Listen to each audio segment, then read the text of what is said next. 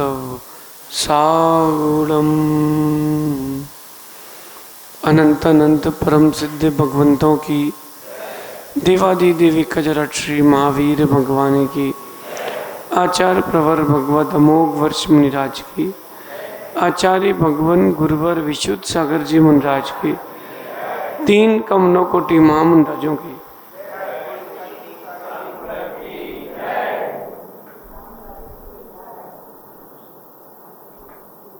भव्य बंधु, अंतिम तीर्थेश भगवान महावीर स्वामी के इस पावन और पुनीत शासन में हम सभी विराजते हैं।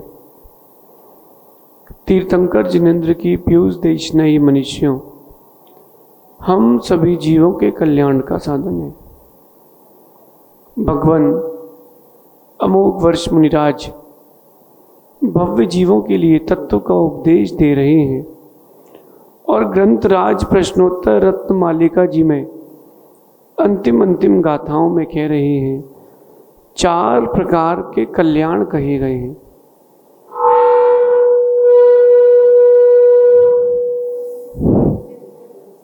चार प्रकार के कल्याण कहे गए हैं। अगर जीव ने पुरुषार्थ सही कर लिया तो चार प्रकार के कल्याण प्राप्त कर लेगा। पहला कहते हैं दान प्रिय वाक्य सहितम, दान जब भी देना अच्छे शब्दों के साथ देना। दूसरा कहते हैं ज्ञानम अगर्वम, जब भी ज्ञान प्राप्त करना घमंड से रहित होकर के प्राप्त करना। तो कल कहा था क्षमान्वितम शौर्यम, वीर शौर्य जब भी प्राप्त करना क्षमा के साथ प्राप्त करना। अगर आप शूरवीर हो और क्षमा का भाव नहीं है, तुम्हारी शूरवीरता निरर्थक है। और आज कह रहे हैं वित्तम त्याग सहितम, दुर्लभम एतत् चतुर्भद्रम वित्तम त्याग सहितम। जब भी संपत्ति हो तो वो त्याग के साथ हो। जब भी आपका जीवन हो वो त्याग के साथ ही हो, त्याग के बिना ना हो। क्योंकि जितना छोड़ोगे उतना तिरोगे। एक व्यक्ति को नदी पार करना है और साथ में बहुत बड़ी संदूक है, बहुत बड़ी संदूक है। अब बताओ भैया, उतनी बड़ी संदूक लेकर के नदी से कैसे पार हो पाएगा? हो जाएगा। जब नदी में तैरने के लिए कपड़े उतारना पड़ते हैं तो संदूक के साथ कैसे पार हो पाएगा? इसलिए जीवन और संपत्ति त्याग से सहित हो तब शोभा होती है, राग से सहित हो तो शोभा नहीं देती। जीवन का एक लक्ष्य हो, उद्देश्य हो, वो तो चलेगा, लेकिन राग ना हो।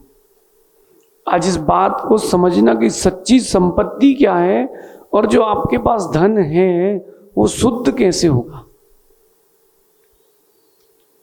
सोना देखा आप लोगों ने? सोना, स्वर्ण देखा? सोने की बिस्किट खरीदी कभी? नहीं खरीदी। 10 ग्राम की, 100 ग्राम की। जब सोना निकलता है जमीन से तो वैसा नहीं निकलता। एक पाषाण खंड होता है बड़ा सा, इतने बड़े पत्थर में कहीं 2, 4, 5 ग्राम सोना निकलता है, इतने बड़े पत्थर में। लेकिन उसको शुद्ध करने का एक तरीका होता है। उस सोने के पत्थर को पीस करके भट्टी में डाला जाता है तो सोना अलग हो जाता है और कचरा अलग हो जाता है, तब जाके वो पत्थर से सोना निकलता है। ऐसे ही जीवन में जो आपने धन एकत्रित कर लिया है, कमा लिया है, उसको शुद्ध करने का उपाय त्याग है। वो जो जीवन आपने प्राप्त कर लिया उसको शुद्ध करने का उपाय त्याग है। लेकिन आप राग में लगे हो इसलिए त्याग से दूर। पीयूष, आज के समय किसी से बोल दो भैया त्याग कर दो, तो लोग त्याग नहीं करते, ना कमाया हुआ पाप त्याग करते, ना कमाया हुआ धन। उसको बोलो भैया थोड़ा सा समय का त्याग कर दो, मंदिर आके प्रभु का पूजन अभिषेक कर लो, महाराज जी काम है। अरे भैया प्रभु की भक्ति से बड़ा और क्या काम है। अभय जी, आपने मंदिर के लिए दान दे दिया और मंदिर बन भी गया है, पूरे समाज के सहयोग से वहां जिनालय बन गया अभिनंदन नगर में। लेकिन अगर आप मंदिर नहीं जाओगे पूजन अभिषेक के लिए, तो आपका धन देना व्यर्थ है। त्याग के साथ आनंद है और राग के साथ आनंद नहीं है। आप मानो जीवन में जितना त्याग है उतना आनंद है। नहीं मानो तो बताता हूं, आज सुबह कितने लोग हैं जो त्याग करके आए।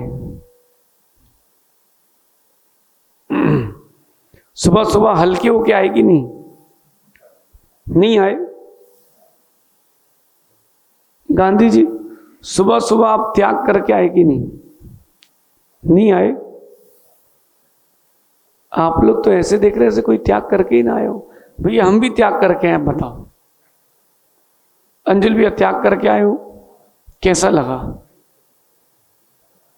शाम को और सुबह भोजन किया, कल आपने इतनी मेहनत से भोजन किया, पैसे भी तो खर्च किए होंगे, तब तो कमाया, तब खाया।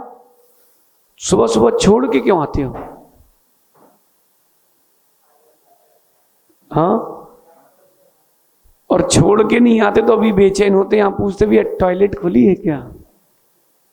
आप सुबह सुबह त्याग करके आए हो तो आनंद है, और जो राग करके रखा रहे उसका आनंद भंग है। प्रकृति कहती है त्याग की महिमा बड़ी विशाल है, त्याग की महिमा बड़ी विशाल है। देखो ये बादल अनादि काल से पानी बरसाते आ रहे हैं, आज तक कमी नहीं पड़ी है। वो जो वृक्ष है, वृक्ष अपने फल और पत्तियों का त्याग करता है तब नवीन आते हैं। गाय भी दूध का त्याग करती है तब जाके नया आता है। आप तो राग में लगे हो, नया क्या आएगा? समझ में आ रहा है सुरेश जी? समझ में आ रहा कि नहीं? क्या अभी सुनाई आ रहा है, समझ में नहीं आ रहा?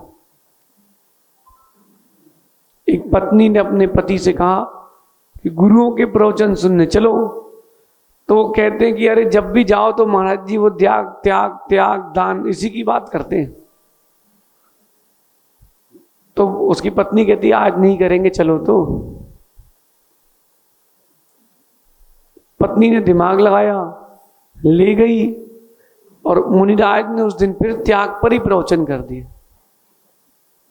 लेकिन उनका प्रवचन गंभीर था, प्रवचन गंभीर था, और उसको लगा कि हाँ बात तो सही है।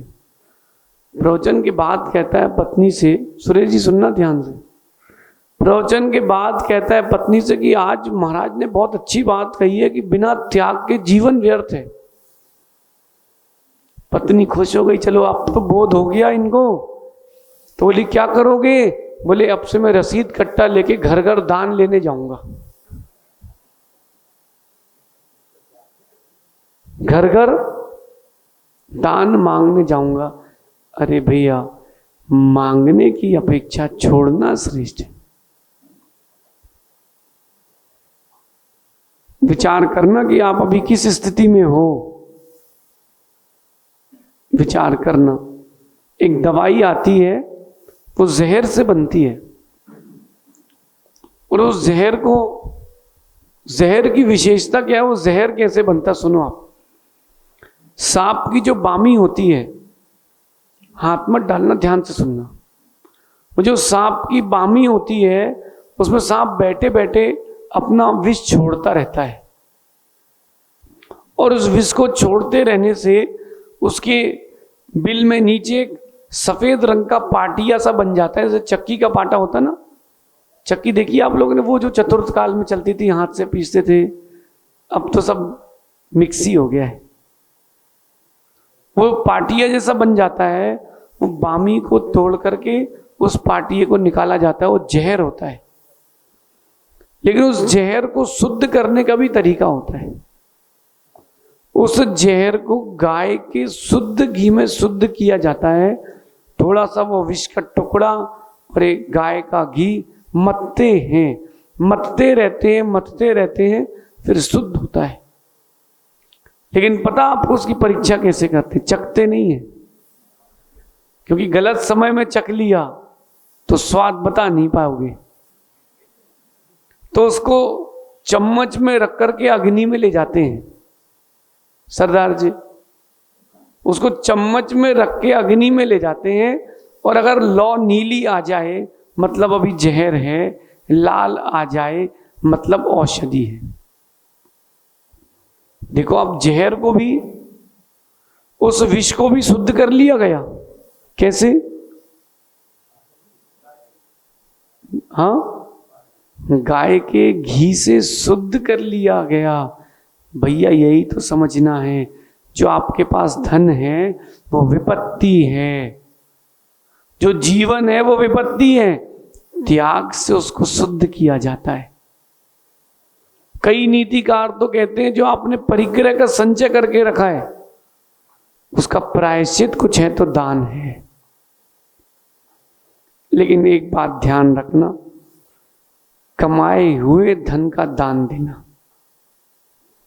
दान बोल करके कमाने मत चले जाना। जो आप कमा चुके हो उसका दान करना। लेकिन आज का मनुष्य ऐसा हो गया है,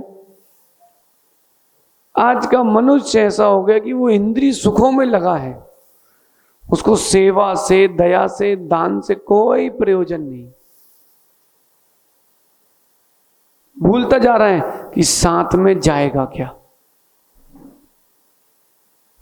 भूलता जा रहा है। भैया विचार करो, आप सब विचार करो कि कहां हो। राग के साथ अगर साधु भी बन गए तो व्यर्थ है,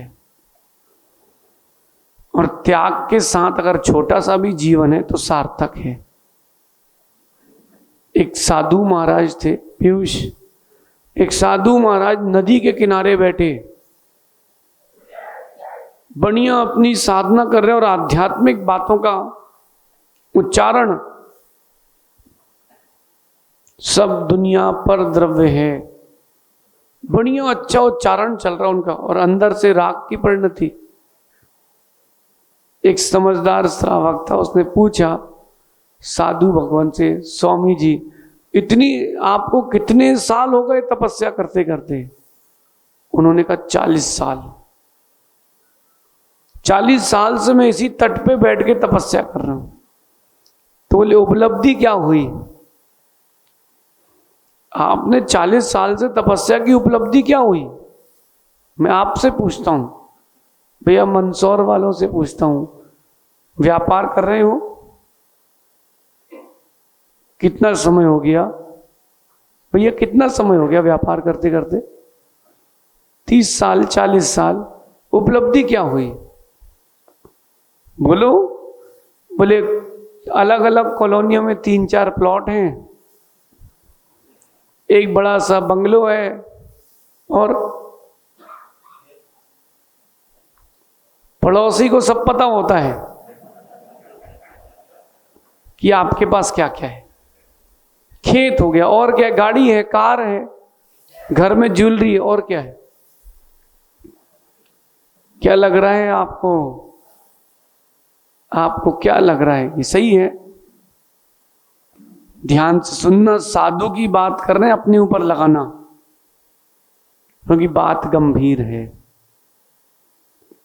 साधु महाराज कहते हैं जो नदी दिख रही है ना, चल के पार कर लूंगा, कि नदी को मैं चल के पार कर लूंगा पैरों से, जैसे तुम जमीन पर चलते हो। श्रावक समझदार था, वो भक्त समझदार था, पूछता है तो स्वामी जी लौट के भी आ सकते क्या? बोले हाँ, इस पानी पर मैं जमीन जैसे चल सकता हूं। बोले और कुछ? वे तो ये छोटी सी उपलब्धि मानता है क्या? श्रावक क्या कहता है, स्वामी जी, स्वामी जी, 2 आने जाने के और 2 आने आने के लगते हैं नदी में, तो आपने तो 4 आने कमाए 40 साल में, आपने कमाया क्या है? क्या बात कही उसने, ध्यान से सुनना, फिर से कहता हूं कि नदी को पार करने के लिए नाव वाला 2 आने लेता है और वहां से वापस लाने के भी, तो नदी पार करना कोई बड़ी बात थोड़ा ना हो, तो 4 आने में पार हो जाती है। तो आपने 40 साल में क्या कमाया? अगर लौकिक सिद्धि की है तो कुछ नहीं किया, पारलौकिक सिद्धि की है तो आपने बहुत कुछ किया है। ऐसे ही हे श्रावकों, अगर आपने केवल धन कमाया है, जोड़ा है, महल बनाया है, तो आपने कुछ नहीं किया। जो आपने दान दिया है, त्याग किया है, वो आपकी संपत्ति है, वो आपकी संपत्ति है। मुझे कुछ नहीं चाहिए आपसे, और आप दोगे भी तो मैं लूंगा कहाँ, रखूंगा कहाँ? अजित भाई, आप दे भी दोगे तो मैं रखूंगा कहाँ? न बैंक में अकाउंट है, न जेब है, कपड़े ही नहीं तो जेब कहां से? विचार करो, आपकी अभी स्थिति क्या है? कहीं आप भी वो 4 आने तो नहीं कमा के बैठे हो कि 4 प्लॉट हैं, कुछ खेत है, एक बैंक में लॉकर है। ये ध्यान रखना, ये कोई कमाई नहीं है, गवाही है, जीवन की गवाही है। आपने गंवाया है, कमाया कुछ नहीं। कमाया उतना ही है जितना दान दिया है। आप लोगों में से कोई है जिसने जिनबिंब की स्थापना की हो कभी? प्रतिमा की स्थापना कितने लोगों ने किया इतने सभा में? उठाना, हाथ उठाना जरा। 1 2 3 4 5 6 7 10 12, बस। भैया कभी भगवान की स्थापना नहीं करी, कभी प्रतिमा की स्थापना करी नहीं करी, कभी किसी ने बताया ही नहीं कि करना चाहिए। कहां करी भैया आपने प्रतिमा की स्थापना? नए मंदिर में। अजीत जी आपने कभी? हस्तिनापुर में की है। बाबूजी आपने? कोमल जी नहीं कर पाए। भैया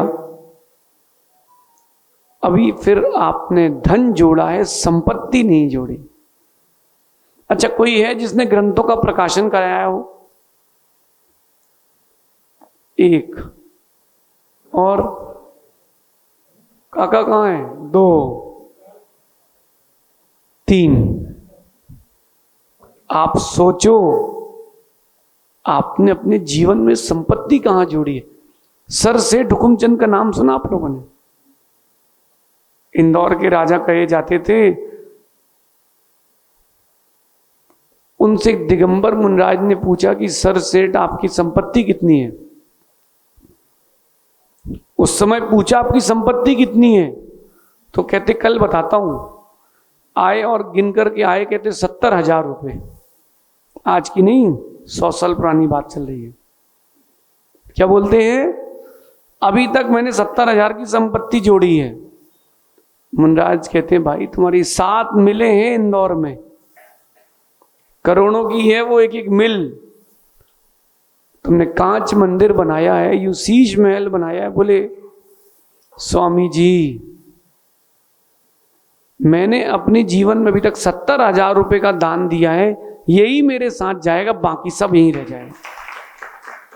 और अब आप देख लो, जो चीज वो छोड़ गए उसको संतान आने वाली खा रही है, भोग रही है, और क्या कर रही है? और क्या कर रही है? मंदसौर का सबसे पुराना मंदिर कौन सा है भैया? हाँ, शहर में कितने साल पुराना है? 500-600 साल पुराना मंदिर है। मूल नायक भगवान कौन से है? आदिनाथ भगवान, भैया किसने रखे थे? बताओ बताओ, किसने स्थापित किए थे? नाम नहीं पता, लेकिन नाम नहीं पता आज भी काम से है। जो आपने छोड़ दिया है वो संपत्ति, और जो पास में है वो विपत्ति। और मेरा तो अनुभव है, जो आपकी भाषा में कहता हूं चीमट, कंजूस को क्या कहते हैं आप लोग? वो जो कंजूस प्रकृति के लोग रहते हैं भैया, उनका या तो दहेज में जाता है बेटी के, या फिर लुटेरे चोर लुटेरे ले लेते हैं, या फिर कुछ नहीं होता है तो गवर्नमेंट आईटी वाले आके सब ले जाते हैं। एक मैंने अपनी आंखों से केस देखा, आपको बताता हूं, आप बोलोगे कि ऐसे लोग भी होते हैं। वो जो साड़ियों का व्यापार करते हैं ना, उनके यहाँ बड़ी बड़ी बिल्टियां आती हैं, बड़े बड़े ट्रांसपोर्ट से कार्टून्स आते हैं, उसमें वो फट्टी लपेटे रहते हैं। तो वो इतना कंजूस आदमी था कि वो फट्टी जो होती ना, फट्टी क्या बोलते हैं आपके यहाँ, बारदाना क्या बोलते हैं, बोरी बोरी, वो जोड़ के रखता जाता था कि कभी जब भाव बढ़ेगा तब बेचूंगा। और जोड़ता गया। उसने 12 साल तक जोड़ी। कितने साल तक? और 12वें साल आईटी वालों की रेट डल गई। अब बताओ क्या हुआ? उन बोरियों में जितने बिल्टी नंबर थे सब खुले, और ऐसे खुले कि बेचारे को बाजार से पैसा उठा करके टैक्स चुकाना पड़ा। किसके चक्कर में रुका था वो? कि रेट बढ़ेंगे तब बेचूंगा। देख लो भैया, जितनी संपत्ति हो सब विपत्ति है। स्त्री की शोभा श्रृंगार से, उसके चारित्र से है, तो धन की शोभा आपके दान से है। सीखो, दान करना, त्याग करना सीखो, लेकिन योग्य स्थान पर, और जितनी अपनी शक्ति है उतना। जितनी आपकी शक्ति उतना तो करो। एक विशेष बात बताऊं आपको, अगर आप अभी गांधी जी किसी से बोलना भी है, कुछ मंदिर बन रहा है, साधुओं को रुकने की व्यवस्था हो रही है, आप कुछ दान दे दीजिए, भाई हम पूछ के बताते हैं। और जैसे ही पड़ोस का प्लॉट मिल रहा हो, 4000 का भाव है और 3000 में मिल रहा हो, 2000 में, तो क्या पड़ोसी का प्लॉट है, पिताजी से पूछने जाते हो? क्या करते हो? पहले बुक करो, भैया पैसा कहां से आया, वो आया कहां से था, लेकिन आप रखे हो, लाज जाओ, धरज जाओ और मरज जाओ। परिवर्तन लाना चाहिए, परिवर्तन लाना चाहिए।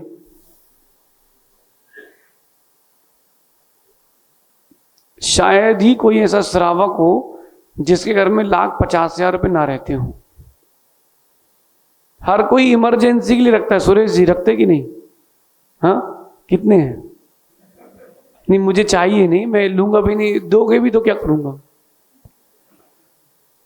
ध्यान से सुनना। अभी अगर खबर आ जाए कि मंदसौर में अजीत जी बंडी के यहां प्रधानमंत्री का शाम का भोजन है, ये चांदी की नई थाली लेके आएंगे, अमिताभ बच्चन का इनके यहां आमंत्रण हुआ है, चांदी की गिलास, सोने की गिलास से उसको पानी पिलाएंगे कि स्टील की? बताओ। जब देश का नेता आया है तो तुम चांदी की थाली लाए हो, फिर मोक्ष मार्ग का नेता तुम्हारे घर गुरुजन आए हैं तो तुमको किस बर्तन में आहार कराना चाहिए? अगर लाभ की बात करते हो भैया, भाव कभी गिरते नहीं है सोने चांदी के, हमेशा बढ़ते ही है, नहीं बढ़ते?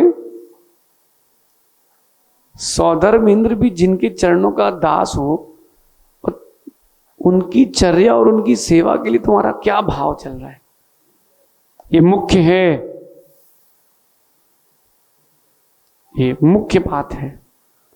ध्यान रखना, जीवन तो निकल जाएगा, लेकिन जो गुरु की सेवा में और अपने प्रभु की सेवा में धन संपत्ति समय लगाया है वो ही साथ जाएगा, कुछ नहीं बचेगा।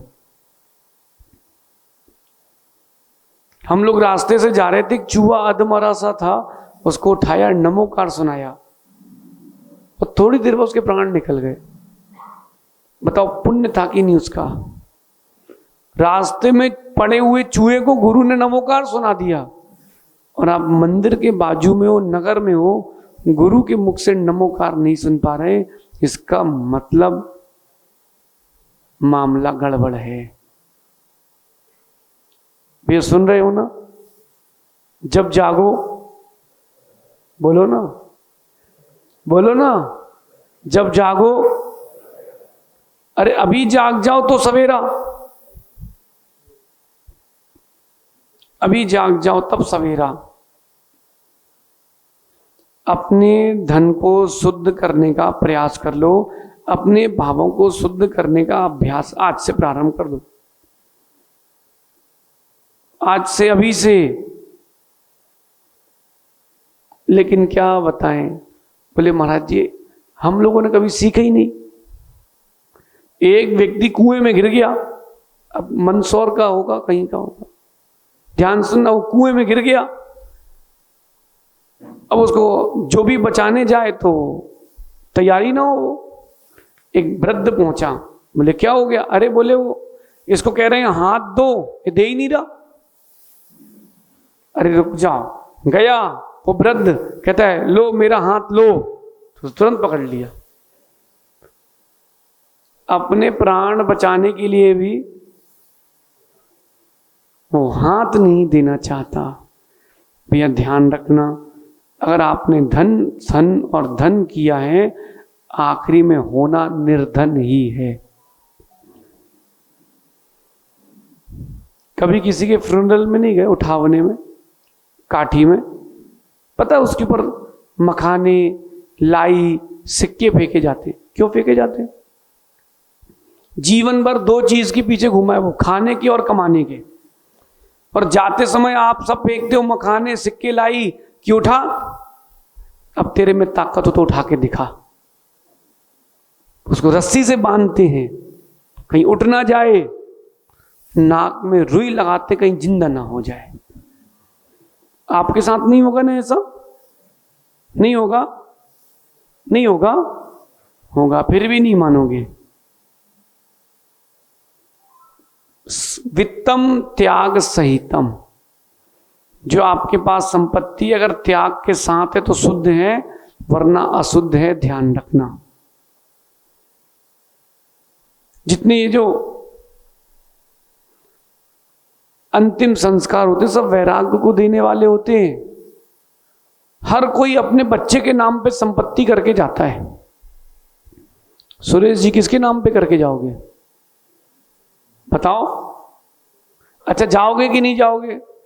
पक्का है? किसके नाम पे करके जाओगे? बोलो। मंदिर के नाम पे? कुछ नहीं कह रहे, वो उनकी गर्दन ऐसी ऐसी जा रही है, ना ऐसी ना ऐसी। सुरेश जी बोलो ना, बेटे के नाम करके जाओगे? हाँ सही में। जब अर्थी जाती तो बेटा कांधा लगाता क्या? हाँ बताओ। हाँ अरे वो जो मर गया वो छोड़ो, आप बताओ। भैया हमने जो देखा है, सामने आगे बेटा आग लेकर के चलता है और पूरे मित्र पड़ोसी गण मिलके कंधा देते हैं। वो इस बात के लिए, बताने के लिए है ये कि जीवन भर तुमने जिसको सहारा दिया, कंधे पर बैठाया है, वो आग लगाएगा। जिसको सब कुछ दे के गए हो वो आग लगाएगा, जिसको कुछ नहीं दिया वो साथ निभाएगा। और जब वहां जाते तो आग कौन लगाता है? बोलो। हाँ बेटा संस्कार करता है। सब लोग देखते हैं और जलाता कौन है? शरीर को। अच्छा इसके बाद एक कपाल क्रिया होती क्या आपके यहाँ? अच्छा माताओं को पता है क्या सब? नहीं पता। क्यों? कमला चढ़त न पेड़। स्त्री क्योंकि चौखट के बाहर नहीं आती, और जबकि सारे भेद, तिजोरी की चाबी सब उसको दी है। ये वैराग्य बढ़ाने के लिए, ये सब वैराग्य बढ़ाने के लिए फिर वो कपाल क्रिया होती। बेटा एक डंडा लेकर के सिर फोड़ता है, होता कि नहीं? क्यों होता है बताओ? क्यों होता है? देखो, जिसको सर पर बैठाया था वो सिर खोल रहे हैं। अभी भी समय है, जो बचे हैं वो जाग जाओ। लेकिन आप लोग जाते हो वहां बढ़िया उदास, और वहां से लौट के वापस गज स्नान, बस सब भूल जाते हो। जाग जाओ भैया, चेत जाओ भैया, अभी समय है। अगर नहीं जागे, अभी नहीं जागे, फिर लंबी नींद में सोना पड़ेगा। अभी अभिनंदन नगर भैया अपन आपके यहाँ रुके ना, क्या नाम भैया का? संजय भैया, नया मकान बना है, आप वहां शिफ्ट नहीं हुए अभी? हाँ, नहीं हो गए। ये तो कह रहे हमारे तो घर का मुहूर्त हो गया, गुरुदेव रुके, इससे अच्छा बड़ा क्या सौभाग्य है। लेकिन भैया आप बताओ, कोई आपसे कहे कि वो दीवार में तो दाग लग गया, अथवा पाटा खिसकाने में टाइल्स में स्क्रैच आ गए हैं, आप क्या उत्तर दोगे? उसको उत्तर ये देना, बोलना भैया वो स्क्रैच नहीं लगा, जीवन भर की गुरुदेव की स्मृति है।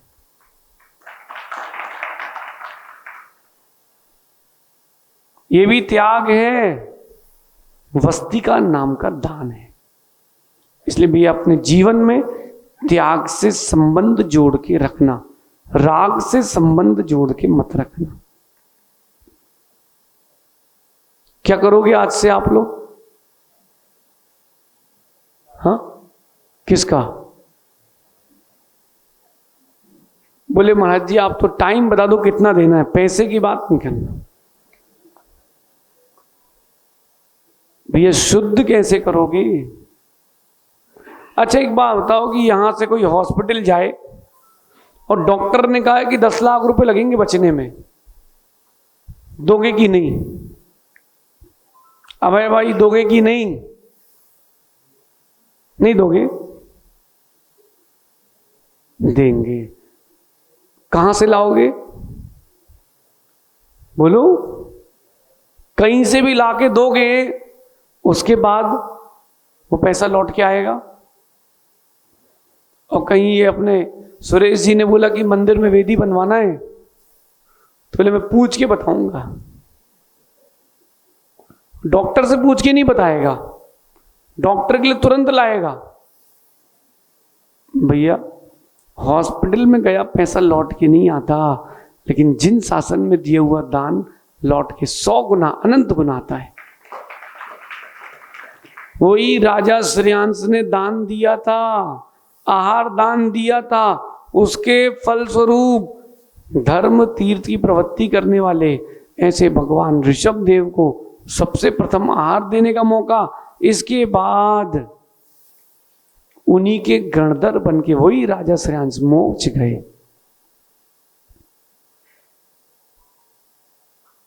आहार दान की महिमा, औषध दान की महिमा, शास्त्र दान की महिमा।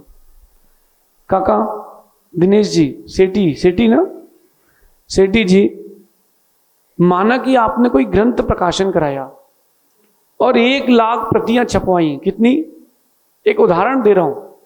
इन्होंने माना कोई ग्रंथ छपाया और 1 लाख प्रति छपवाई, और उस 1 लाख प्रति को छपवाने के बाद उसको पढ़ करके किसी व्यक्ति ने, एक व्यक्ति ने अपने पड़ोसी से, अपने भाई से बैर छोड़ दिया, आपकी वो 1 लाख प्रतियां छपवाना सफल है। चातुर्मास में 4 महीने गुरुजन प्रवचन करते हैं, और अगर 4 महीने में 1 दिन के लिए भी आपने अभक्ष का त्याग कर दिया, उनका वो प्रवचन देना सफल है। त्याग की महिमा विशाल है। अभी आपको पता नहीं है, धीरे धीरे मालूम चलेगा, धीरे धीरे मालूम चलेगा। लेकिन त्याग जब भी करना, अपने भावों से करना, अपनी शक्ति से करना, अधिक नहीं अल्प भी नहीं, अधिक भी नहीं और अल्प भी नहीं। और कह रहे हैं जब त्याग करो तो पीछे मुड़ के देखना नहीं, पीछे मुड़ के देखना नहीं। एक साधु महाराज जो भी आता उससे एक ही बात कहते, भैया मेरा इतना बड़ा बंगला था, इतना बड़ा कुटुंब था, परिवार था, बहुत बड़ा बिजनेस एम्पायर था, मैं सब लात मार के आ गया, सब छोड़ के आ गया। एक समझदार पहुंचता है, कहता है स्वामी जी लात थोड़ी धीरे लगी है, लात थोड़ी धीरे लगी है क्योंकि याद आ रही है। त्याग के बाद याद नहीं आना चाहिए कि किया है। समाज के लोग तो प्रेरणा माने आपकी, लेकिन आप पलट के मत देखना, तब त्याग की महिमा है। और अगर आप संक्षेप से त्याग की परिभाषा पूछते हो तो अयोग्य वस्तु का त्याग करना सत्यार्थ में त्याग है। आपको क्या लग रहा है, ये धन है, घर है, परिवार के लोग हैं, ये आपका साथ देंगे? देंगे। मैं प्रैक्टिकल दिखाता हूं, रुको माँ। ये जो आपके पति परमेश्वर हैं, ये लोग जो व्यापार करते हैं, पांचों पापों के द्वारा पैसा कमाते हैं ना, और उसके फल स्वरूप अगर नरक जाएंगे तो आप साथ में जाओगे? हाँ कि ना? बोलो ना, आवाज नहीं आई। हाँ कि ना? नहीं जाओगे? पक्का?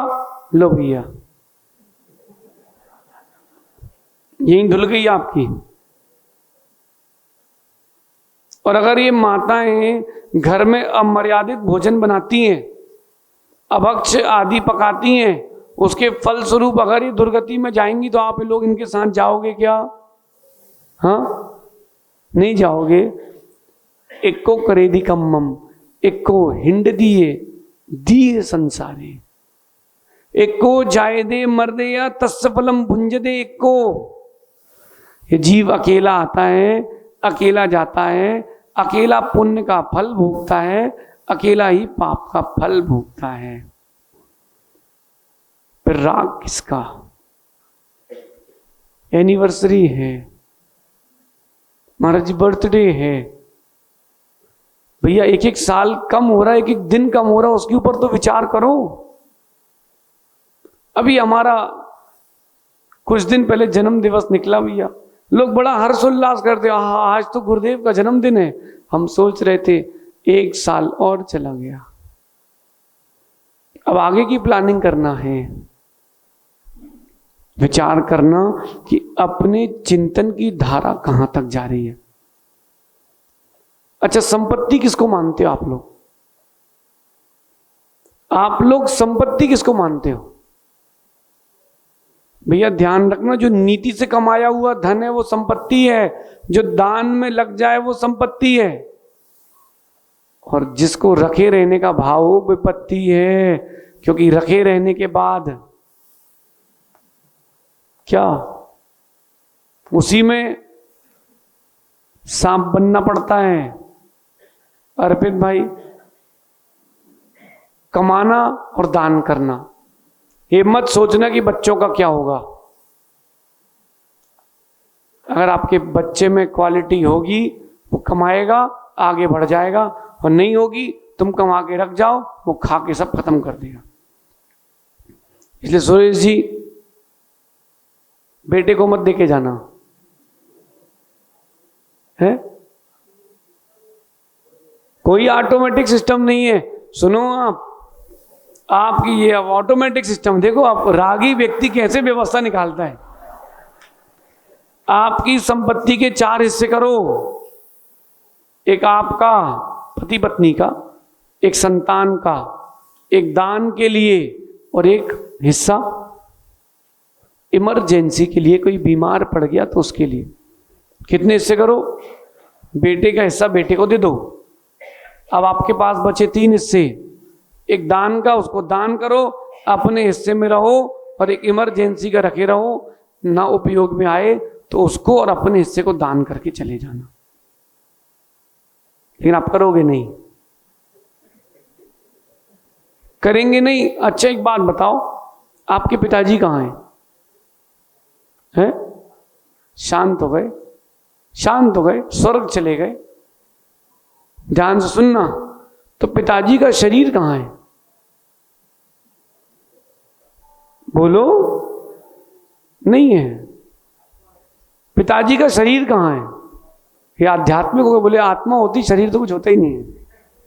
सुरेश जी, पिताजी का शरीर कहाँ है? कहाँ गया? कुछ नहीं, जैसे ही शांत हुए तुरंत उठा के ले गए, बोले भैया जलाओ। आप इतने सुपुत्र होकर के कमरे में पिताजी की लाश रख नहीं पाए? क्यों भाई? पिताजी का शरीर तू रखेगा घर में? मना कर रहे हो? एक कमरा आपका भी तो एक कमरा होगा कि नहीं है? इनका कमरा है घर में, उसमें इनका शरीर छोड़ दोगे क्या? क्यों? वो कह रहे जब उन पिताजी ने अपने पिताजी का नहीं छोड़ा तो उनका मैं क्यों छोड़ूं? जाने के बाद आपकी कोई कीमत नहीं रहेगी, एक लोटा राख बचेगी, वो भी सरा दी जाएगी, कोई इतिहास नहीं बचेगा। हाँ, जो आपने दान किया है, जिन ग्रंथों का प्रकाशन स्थापना की है, बस वो ही काम आएगा। सप्त परम स्थानों में दिया हुआ दान ही काम आएगा, सब बाकी निष्फल, बाकी निष्फल। इसलिए कुछ जो उतना ही छोड़ के जाना जितने में बच्चे पल जाएं, ज्यादा छोड़ के नहीं जाना। वो उससे पाप करेगा तो तुम्हारे सिर आएगा लौट के। कोमल चंद जी, सरदार जी, अभी हम झांसी में थे कुछ दिन पहले, वहां एक चावला सिटी करके है, वहां पर बहुत काइंड हार्टेड है सरदार जी, उन्होंने वो कॉलोनी काटी और वहां के लोगों के कहने पर उन्होंने मंदिर के लिए जगह छोड़ी। जब मेरा प्रवास हुआ तो मैंने उनसे पूछा कि भैया जैनों का और सिखों का पुराना संबंध है कि अभी का है? तो कहते महाराज जी बहुत पुराना और गाढ़ा है। मैंने पूछा कैसे? तो उन्होंने बोला कि विश्व की सबसे महंगी जमीन अगर कोई बिकी थी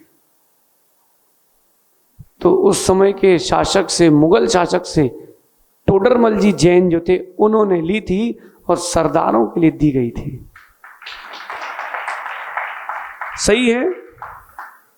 अंतिम जो गुरु साहिब थे उनके बेटों के संस्कार के लिए कितनी में जमीन ली थी सरदार जी?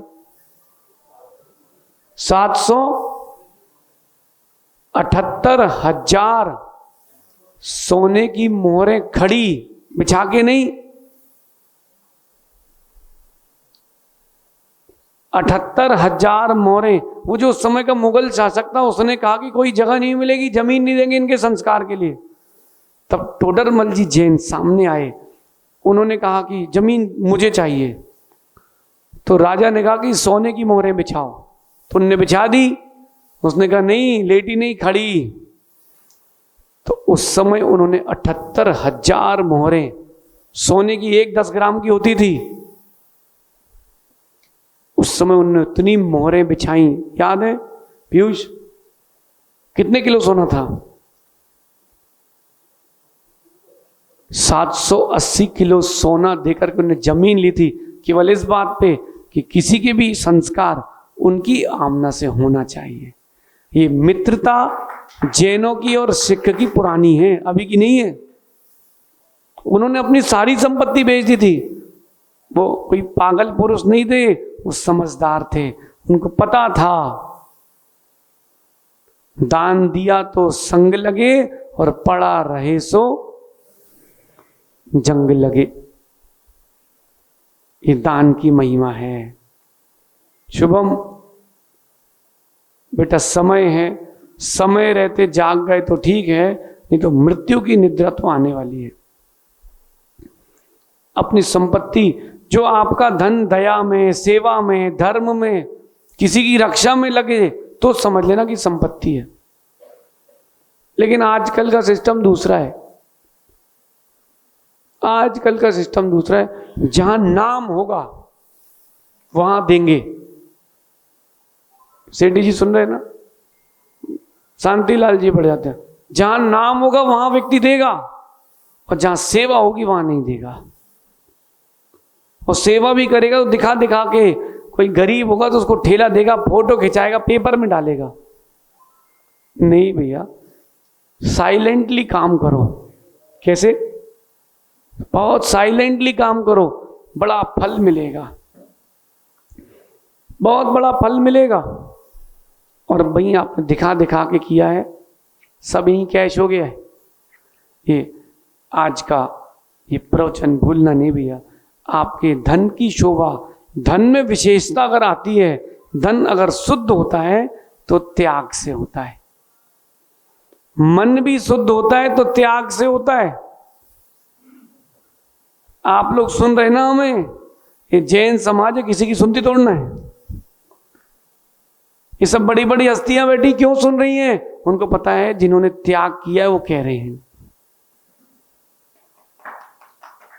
इन्होंने त्याग किया है तो इनकी सुनना चाहिए। और अगर यही प्रवचन हमारी जगह कोमल जी पंछी दे रहे होते, आप बोलते अरे पंडित जी सब कहने की बातें हैं, सही है। अगर आप त्याग के साथ जीवन जीते हो तो आप उच्च कोटि में जाओगे। सीधी सीधी बात है। जितना वजन होगा उतना नीचे जाएगा, जितना हल्का होगा उतना ऊपर जाएगा। अपना अपना विचार कर लो क्या करना है। मोक्ष जाना है। कितने लोगों को सिद्ध बनना है, भगवान बनना है? अच्छा, आगे आप लोगों को नहीं बनना, नहीं बनना भगवान। कितने लोगों को भगवान बनना है? अच्छा, जितने लोगों के भगवान बनने की इच्छा है तो आप भगवान बनने वाले काम कर रहे हो कि नहीं? बोलो ईमानदारी से, हृदय में हाथ रख के बोलो, भगवान बनने वाले काम कितने % कर रहे हो? 100% में से जितने लोग 5% भगवान बनना है जिनको, वो जितने प्रतिशत भगवान बनने के काम कर रहे हैं उतने अंश में भगवान बन सकते हैं। पूरे बनना है तो पूरे प्रतिशत से काम करना पड़ेगा। आप सभी त्याग करें, अपनी संपत्ति का दान करें तो विशुद्धि जारी है, वरना विशुद्धि जा रही है, वरना विशुद्धि जा रही है। भैया त्याग की महिमा बड़ी विशाल है। त्याग नहीं किया तो कोई नहीं पूछ रहा था, और त्याग कर दिया तो सब नमस्कार करते हैं। जब आचार्य भगवान विद्यासागर जी महाराज की दीक्षा हो रही थी तो उसी अजमेर नगर में कोई नमस्कार नहीं कर रहा था, और बल्कि 2-4 तो विरोध कर रहे थे कि बोले इतनी युवा अवस्था में क्यों दीक्षा दे रहे हो। और जब उनने त्याग कर दिया सब नतमस्तक हो गए। कैसे? त्याग की महिमा है। आप सभी अपने जीवन को राग से ना जोड़कर त्याग से जोड़ें, तब जाकर के आपकी आत्मा का कल्याण होगा। शेष अपन फिर कभी आगे विचार करेंगे। देख लो सुरेश जी, जिनको सुनना है वो यहाँ जंगल में भी आके बैठे कि नहीं? बोलो हाँ कि ना? जिनको सुनना है वो जंगल में भी बैठे हैं। आप धैर्य रखना, आपके पंचकर्णक प्रतिष्ठा महोत्सव में भी लोग समय का भी त्याग करेंगे, धन का भी त्याग करेंगे, पंचकर्णक में आएंगे। और सबसे अच्छी बात मंदसौर की लगी हमें कि यहाँ की पूरी समाज एक है, ना किसी संत में बटी है, ना किसी पंथ में बटी है। भैया ऐसे ही समाज को बना के रखना। साधु महाराज जो आ जाएं तो अपने हैं, जो आ जाएं तो अपने हैं। नियम भी वही लेना जो सही हो। साधु की सेवा का नियम लेना, साधु की चर्या कराने का नियम लेना। भैया गांव में हम लोग गए, अप्रमित सागर जी, हम और सहज सागर जब कर्नाटक में थे तब की घटना है। वहां गए तो पूरे गांव के लोग खड़े होकर आहार देख रहे थे, दिया किसी ने नहीं। अब मैं सोच रहा हूं कि जो हमारे साथ के लोग थे वही आहार दे रहे, बाकी लोग क्यों नहीं दे रहे। बाद में मैंने पूछा कि आप लोगों को आहार नहीं देते क्या, सूतक लगी है? बोले नहीं महाराज जी, हम लोगों का नियम है। वो एक महाराज जी आए थे, नियम दिला गए थे कि उनके ही संघ को आहार देंगे और किसी को नहीं। मैंने कहा अच्छा नियम है, ऐसा नियम तो नहीं लिया आप लोगों ने, ऐसा ले मत लेना। न साधु को कभी पंथ में बांटना, न समाज को कभी संतों में बांटना, अखंड रखना, एक रखना, तो एकत्व का आनंद आएगा। बंधी मुट्ठी लाख की और खुल गई तो न श्वेतांबर का भेद करना, दिगंबर का भेद करना, न तारण तरण का भेद करना, न सोनगढ़, कोई भेद मत करना भैया। बचपन में कहानी सुनी थी हमने, वो लकड़ी का गट्ठा ले जाते हैं बच्चे पिता के पास, पिताजी कहते हैं लकड़ी अलग अलग करके लाओ और तोड़ो, टूट जाती है। लकड़ी एक साथ करके तोड़ो तो नहीं टूटती। पिता कहते हैं बेटा तुम चारों भाई एक साथ रहोगे तो तुम्हें कोई तोड़ नहीं पाएगा, तुम अलग अलग रहोगे तो टूट जाओगे।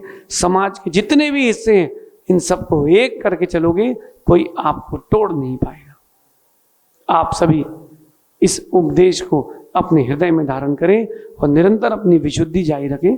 शेष आगे देखेंगे। भगवान महावीर स्वामी की, आचार्य भगवान गुरुवर विशुद्ध सागर जी महाराज की।